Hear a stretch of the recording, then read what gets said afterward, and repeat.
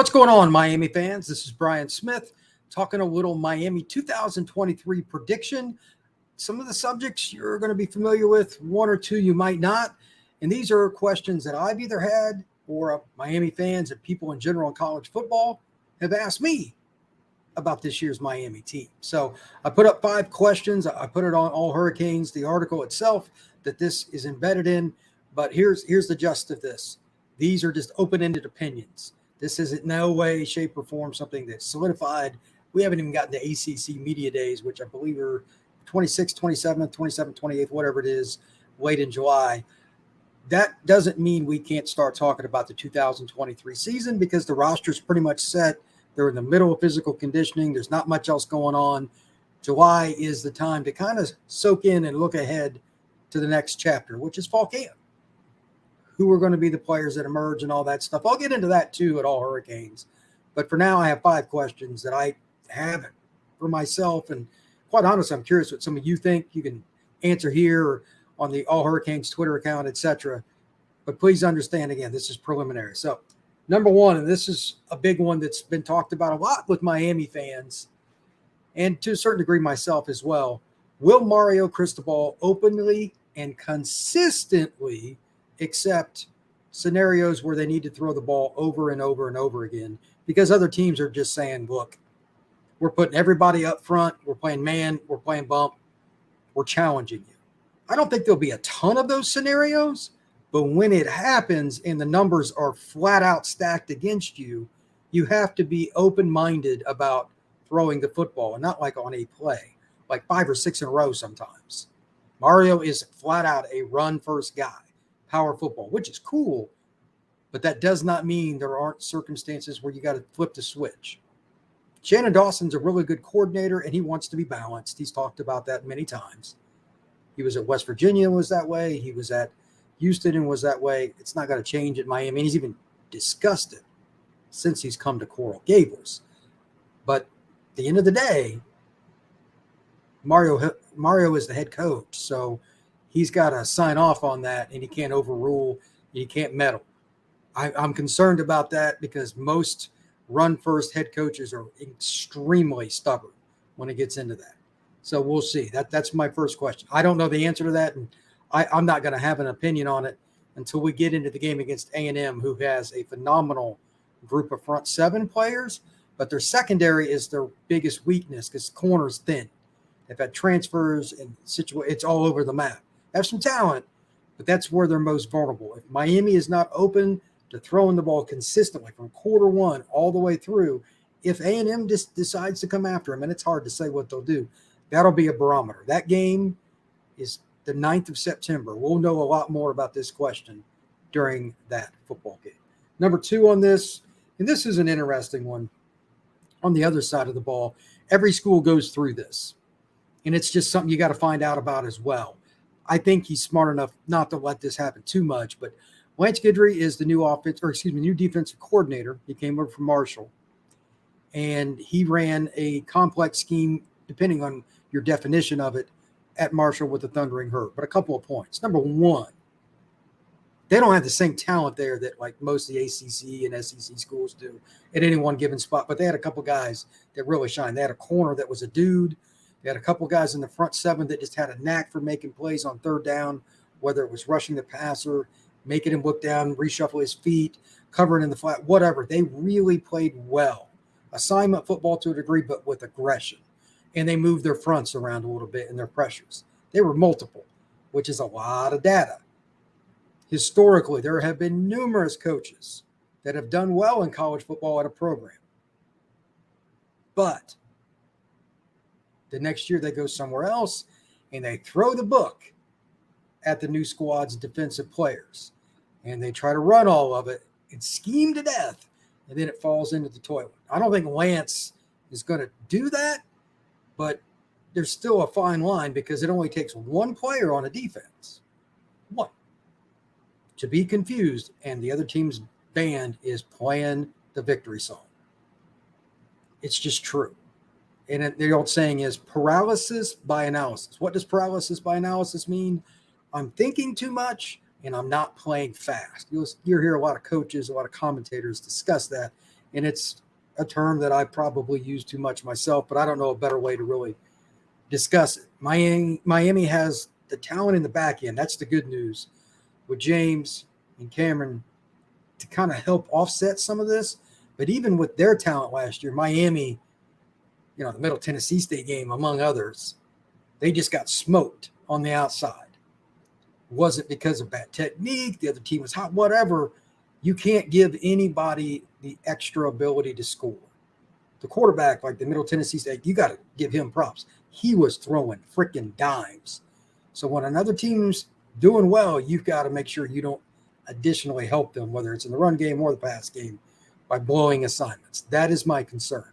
I think Miami will dial it back compared to what you will see in 24 because you have a full season, a full spring again.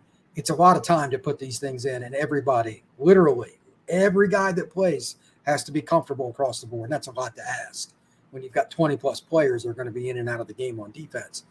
So let's see how they do that. Are they running a lot of different fronts? Are they shifting a ton? Are they doing a lot of late movement things right before the snap? If you're doing that, it looks cool at first, but when somebody runs down the middle of the field wide open, then you got to ask. Those are the things I'm looking for. Easy touchdowns. Can Miami avoid the easy touchdowns for other teams? Because I think their defensive talent is better than what a lot of people think. Now, there's some depth issues at linebacker, et cetera. D-tackle, I'm concerned about the true big body D-tackles. They got numbers, but they don't have a lot of 300-pound guys. Those are my concerns. But if you run the wrong gap, if you're not sure about when you're supposed to fade to the flat as a linebacker, whatever, all those things cause touchdowns for the other team too. So paralysis by analysis, that's a concern I have. 3, this is the one I'm most excited about. How much will the 2023 freshmen play and impact the games? Heck, I don't know. If I had to guess on the guy that has the greatest impact on the score, although it's not necessarily statistically from the freshman group, it would be Mark Fletcher. And you say, well, what do you mean? Fletcher is a big-bodied running back. I think if he can learn pass protection by a college-level standard, and that's a big question. He's a big dude, hard worker, good kid, but 215, 220 at least. I mean, he's a big guy. He can take on some linebackers and DNs and chip and help out in the pass game. But look, Tyler Van Dyke cannot take those hits again like he did last year. Miami's season will go in the dumpster real quick. They put their chips in. That's who the quarterback's going to be, and he's going to get the vast majority of reps in fall camp. It just doesn't work to put in a second-string quarterback very often. It just doesn't. So they cannot get him hit. That's why I'm bringing up Fletcher as a pass blocker first. Second thing I'm really curious about, obviously, the offensive line. I don't know if either one of Mauigoa or Okunlowo will start, but I think just having them in the lineup periodically at least, I don't know. It looks like one of them, I would imagine, will start at some point, if not from day one.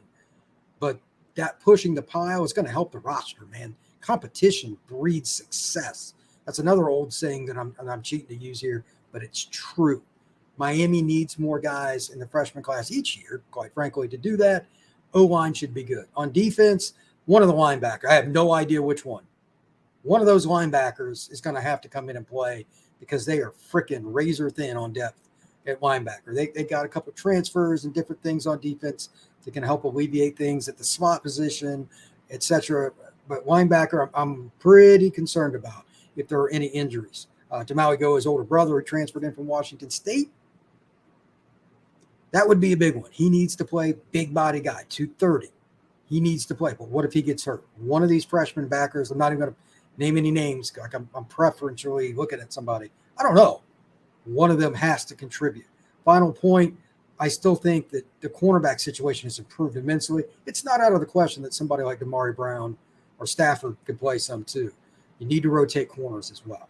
Fourth, and this is one I touched on in a recent podcast about Miami with the recruiting and how it will be impacted by this season, and this is a continuation of that. How good will Van Dyke be, particularly in pressure situations? Let me give you 2 or 3 scenarios. Florida State game's on the road. It's a senior year. It's a big deal for him to play well in that game. They probably should have won the last time they were in Tallahassee. Great play by Florida State. A couple of them pretty good. and they steal a win. Last year, Miami played like garbage at home and got annihilated by Florida State. If that's not a chip on your shoulder, I don't know what is. Having stated that, there's a chance at redemption. This game needs to be at least close, if not a victory for Miami, because that's how you build your program. You have to prove it on the road when everybody says you can't do it. That's the history of Miami football, to be honest. Everybody against Miami and all that, Miami against the world, etc. Well, that starts with your quarterback, no matter your offensive philosophy, no matter your team that year. Quarterback, leadership, clutch passes, making an audible, all those little things. He can do it. He's a smart guy. Been around him enough, talked to enough people. He can make those things happen, and he's got the big arm, obviously. He's got the experience. He had that stretch of 6 games in 2021 where he just flat tore it up. You know, he was over 380 in like 4 of those 6 games. It was crazy. He can carry a team. Can they keep him upright and all that is why I brought up the pass protection and the O-line and stuff. It leads to this. And I think he's going to be pretty clutch, but it's not necessarily statistical.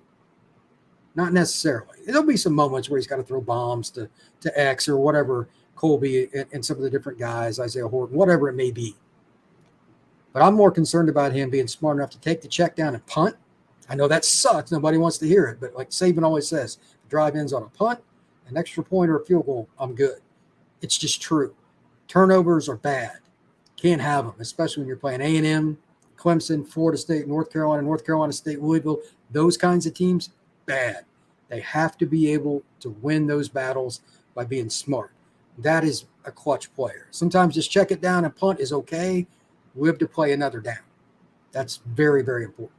Finally, let's talk about the big games. Let's talk about it. At some point, you got to win these. I kind of alluded to it in the last point. Miami can't just be close this year. They were freaking 5-7 last year, man. That's just not good enough. That stinks. Part of it was injuries. I get it. Part of it was the roster, what didn't need to be. I get it. But they had too many front-runner guys on the roster. That's why a heck of a lot of them are no longer on the program, on the team, and, not part of Miami. And on the other side of that, here's a big one. Some of the guys that came in, if Miami's going to get on the other side of the win column here and have a bowl season, some of the transfers are going to have to do things. Some of the freshmen that I alluded to, and then, of course, Van Dyke and the coaching, all that has to mesh. But how does the team react in those clutch moments when they're playing A&M, when they're playing Clemson? They got Clemson at home this year. That's a big difference because playing up at Death Valley is super hard.